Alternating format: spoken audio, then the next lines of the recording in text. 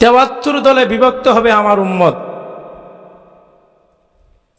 অন্য অন্য নবীদের উম্মত থেকে আমার উম্মতগুলা ভাগ হবে বেশি, ৭৩ ভাগে বিভক্ত হবে। এর মধ্যে একটা দল হবে জান্নাতি, বাকি ৭২টা দল হবে জাহান্নামী। কয়টা দল জান্নাতি হবে? আর রাসূল বলেন কয়টা? একটা হবে জান্নাতি, আর জাহান্নামী হবে কয়টা? ৭২টা। জাহান্নামীর সংখ্যা কম না বেশি? জান্নাতের সংখ্যা কম না বেশি? কম।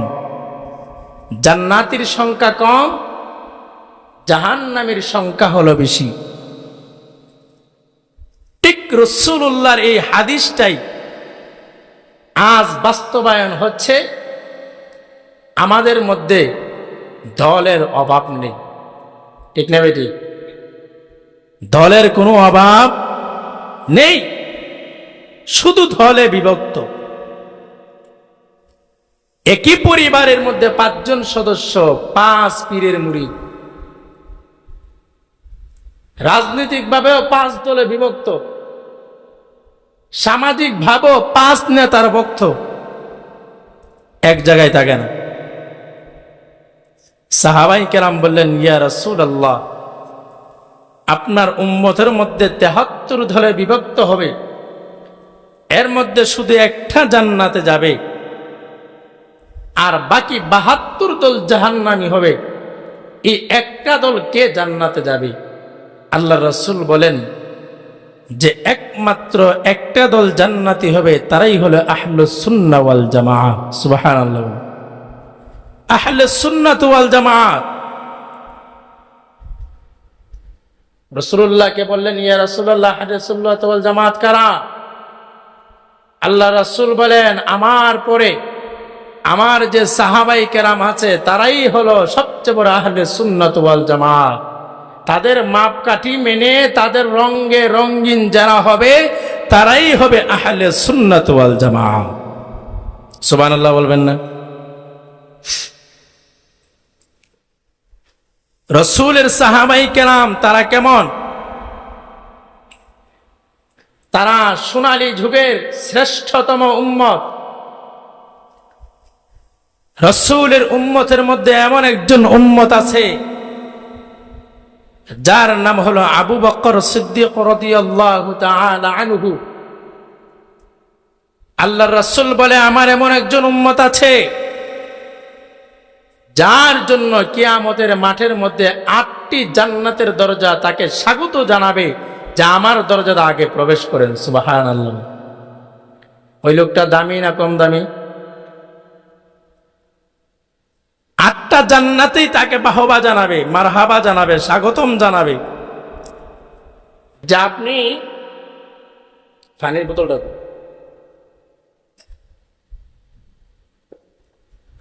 যে আপনি এই ৮টি দরজা জান্নাতের যে কোনো একটি দরজা দিয়ে আপনি প্রবেশ করেন।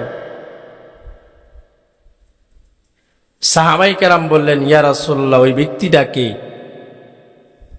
তখন আল্লাহ রাসূল বলেন, তিনি হলেন আমার শ্রেষ্ঠতম উম্মত, আমার বাল্যকালের বন্ধু, শিশু জীবন থেকে নিয়ে আমার মৃত্যু পর্যন্ত, আমার ওফাত পর্যন্ত যিনি আমার বন্ধু, তিনি হলেন হযরতে আবু বকর সিদ্দিক। সুবহানাল্লাহ। তারা হলো জান্নাতি, তারাই হলো আহলুস সুন্নাহ ওয়াল জামাআহ। তাদের রঙিনে রঙিন যারা হবে তারা, তাদের ঠিকানায় হলো সোজা জান্নাতে।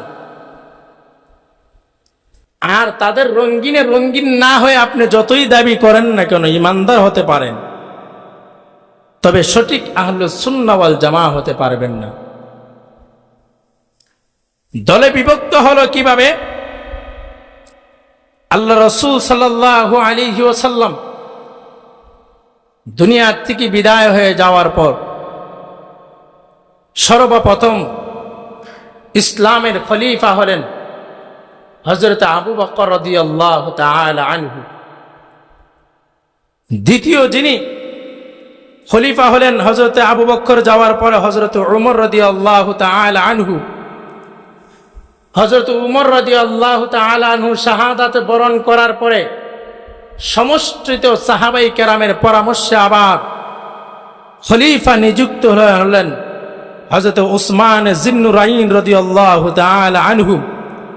হযরত উসমান রাদিয়াল্লাহু তাআলা আনহু শাহাদাত বরণ করার পরে সমস্ত সাহাবাই কেরামের হুকুমের পরে আবার যিনি খলিফা হলেন, নবীজির জামাতা, নবীজির চাচাতো ভাই যিনি ছিলেন হযরত আলী রাদিয়াল্লাহু তাআলা আনহু।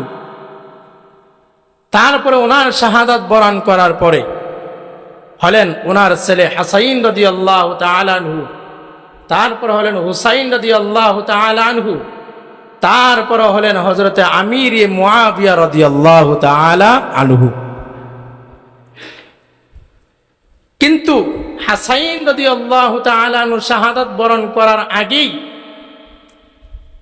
উনি হযরতে আমির মুআবিয়ার কাছে বায়াত গ্রহণ করেছিলেন যে চাচা আপনি দেশ চালান।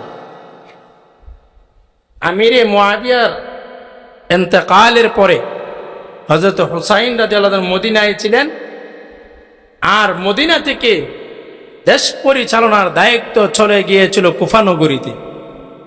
গত সপ্তাহে যেটা বলেছিলাম ওই বিষয়ে নাই যাই, যে ঘটনা হয়েছিল মর্মান্তিক ঘটনা, হুসাইন রাদিয়াল্লাহু তাআলা আনহুকে কারবালার ময়দানে তারা শাহাদত বরণ করিয়েছেন, নির্মমভাবে ওনাকে হত্যা করেছেন ইয়াজিদ বাহিনী, সীমার বাহিনী। তো যেই কথাটাই বুঝাইতেছিলাম, যারা ছিল জান্নাতের সুসংবাদ তত্ত্ব তারা হলো সাহাবী। দুনিয়ার মধ্যে 10 জন সাহাবী জান্নাতের সুসংবাদ পেয়েছেন, সুবহানাল্লাহ বলেন। কয়জন? 10 জন, যাদেরকে বলা হয় আশারায়ে মুবাশশারা, যাদেরকে বলা হয় আশারায়ে মুবাশশারা। এই আশারায়ে মুবাশশারা 10 জন সাহাবীর মধ্যে শ্রেষ্ঠতম সাহাবী যিনি ছিলেন হযরত আবু বকর রাদিয়াল্লাহু তাআলা আনহু। এত কথা, মোট কথা বোঝানোর অর্থ হলো যে ইসলামটা কিভাবে বিভক্ত হয়েছে, কিভাবে ভাগে ভাগ হয়েছে। এই কথা এতগুলা বোঝানোর অর্থ হলো এটা। যখন আল্লাহ রাসূল চলে গেল, তারপরে হযরত আবু বকর রাদিয়াল্লাহু তাআলা খলিফা হলেন। এমন ভাবে হইতে হইতে আলী রাদিয়াল্লাহু তাআলা পর্যন্ত গেলেন। কুফা নগরীতে কিছু নতুন ইসলামপন্থী কিছু মানুষের আবির্ভাব হল। আবির্ভাবটা কি? যে হযরত আলী রাদিয়াল্লাহু তাআলা আগে যারা খলিফা হয়েছেন তারা আলীর উপরে জুলুম করেছেন। নাউজুবিল্লাহ বলতেন না? আল্লাহ রাসূল সাল্লাল্লাহু আলাইহি ওয়াসাল্লাম দুনিয়া থেকে বিদায় হওয়ার আগে সাহাবাই কেরাম বলেন, ইয়া রাসূলুল্লাহ, আপনি যদি দুনিয়া থেকে চলে যান তাহলে আমরা কাকে নেতা হিসাবে নিযুক্ত করব? আল্লাহর রাসূল ইচ্ছা করলে হযরত আবু বকরের নামটা ঘোষণা করতে পারতেন, কিন্তু ঘোষণা করে নাই। আল্লাহ রাসূল ডাইরেক্ট না বলে ইনডাইরেক্ট বললেন যে তোমাদের মধ্যে 1 নাম্বার আমলে সালেহ, যে যার আমল বেশি, যার সততা বেশি, যার ব্যবহার ভালো, যে হলো আল্লাহ বিরু, তাকে তোমরা তোমাদের নেতা বানাবা। আল্লাহ রাসূলের ওফাতের পরে সমস্ত সাহাবাই কেরাম একত্রিত বসে তারা দেখলেন যে আল্লাহ রাসূল যে দিক নির্দেশনা দিলেন, আবু বকর ছাড়া এই যুগে আর এমন মানুষ আর কেউ নেই। সুবহানাল্লাহ বলবেন। তখন সমস্ত সাহাবাই কেরাম আলী রাদিয়াল্লাহু হযরতে আবু বকর রাদিয়াল্লাহু তাআলাকে খলিফা নিযুক্ত করলেন। তারপরে আবার বুট বসলেন। হযরত আবু বকর যখন 2 বছর 11 মাস উনি জীবিত ছিলেন, 2 বছর 11 মাসে উনি যখন ওফাত হয়ে যায়, তখন আবার বুট বসলেন যে কাকে খলিফা নিযুক্ত করা যায়। ওই রাসূলুল্লাহর আগের মতোই আবার তারা তালিকা টান দিলেন।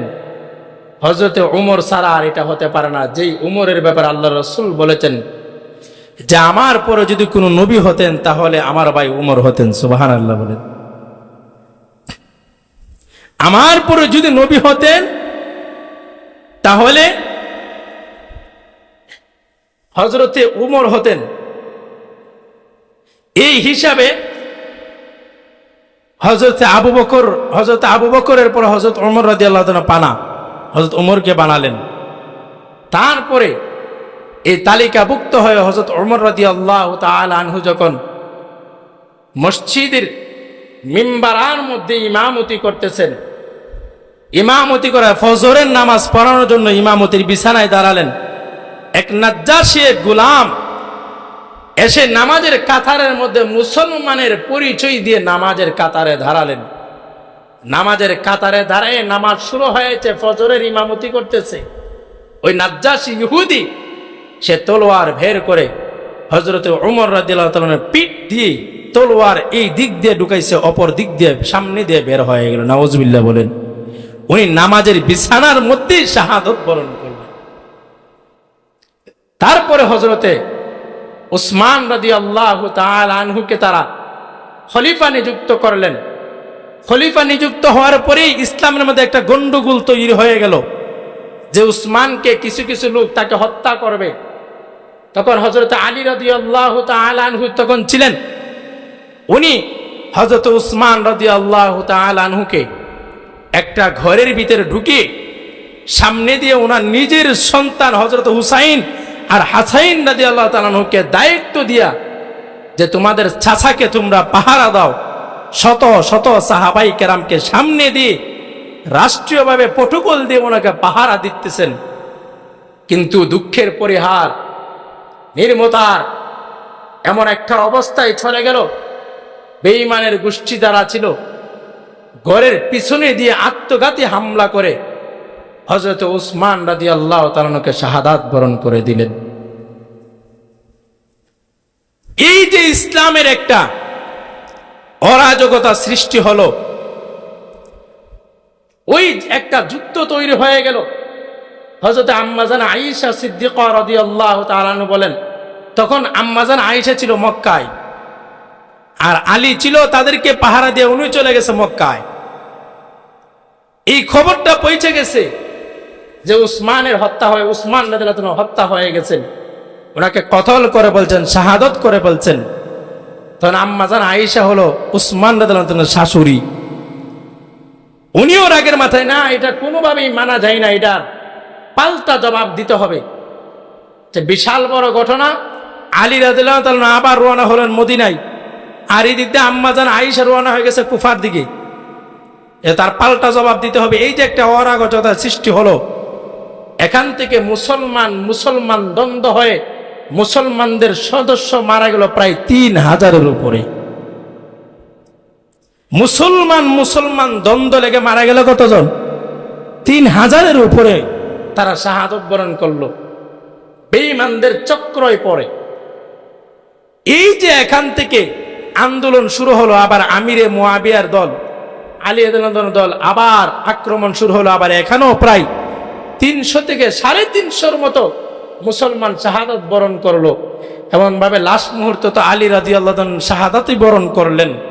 তারপরে হাসাইন রাদিয়াল্লাহু তাআলা হযরত আমিরে মুয়াবিয়াকে বললেন, চাচা এভাবেই কি চলবে? এভাবেই কি দুনিয়া চলবে? এভাবেই কি ইসলাম চলবে? এভাবে চললে তো ইসলাম দুনিয়ায় থাকবে না।